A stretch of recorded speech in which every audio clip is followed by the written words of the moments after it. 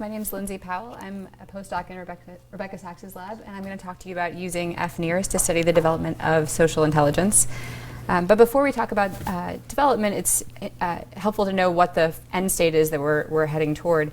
And one of the things we know about adult social intelligence and how it relates to the brain is that oftentimes when adults are engaged in social perception or social cognition tasks, those tasks recruit specialized areas of their brain that don't respond to analogous non-social tasks. So here's an image of the superior temporal sulcus under those colored circles there, which is one of the hubs of this network of social brain regions. And the reason those circles are separated is that we know that even within the STS and its responses to social stimuli, there's a lot of specialization and more fine-grained detail. So here's another figure from a recent paper by CBMM members, Ben, Dean, Nancy, and Rebecca. It's a little bit blurry, sorry, but what it's showing there is that as you move down the superior temporal sulcus, the kind of social stimuli the regions are responding to change from mental states in the most posterior part through biological emotion, faces, voices, and language toward the anterior end of the STS.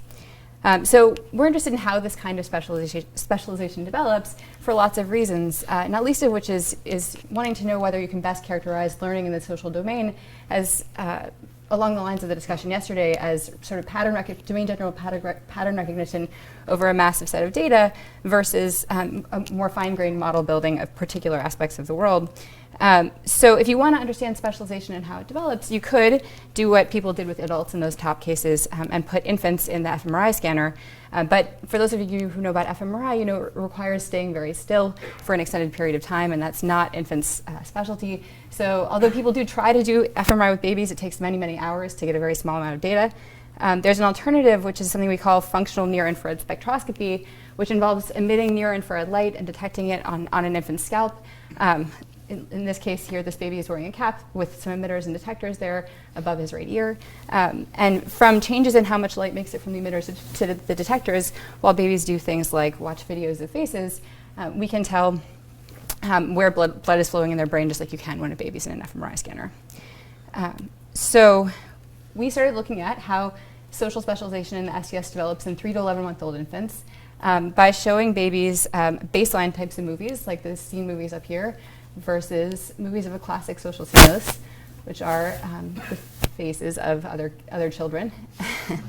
While they watched these movies, infants were wearing a cap with NIRS emitters, those red dots there, and detectors positioned over their STS and nearby brain regions. So the channels of measurement are between the sources of light and the detectors there.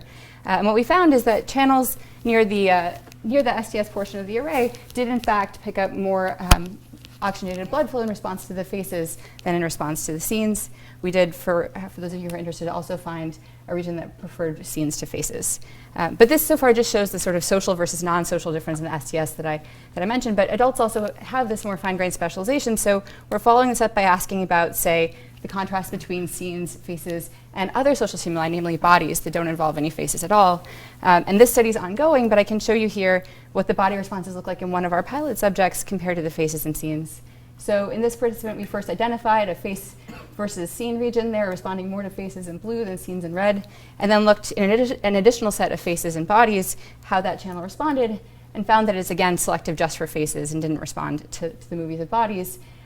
While a nearby channel seemed to respond more to bodies than to faces. So this is a sign that maybe even early on in the first year of life, infants are developing the sort of fine-grained specialization that adults have with their relatively limited experience in the social world.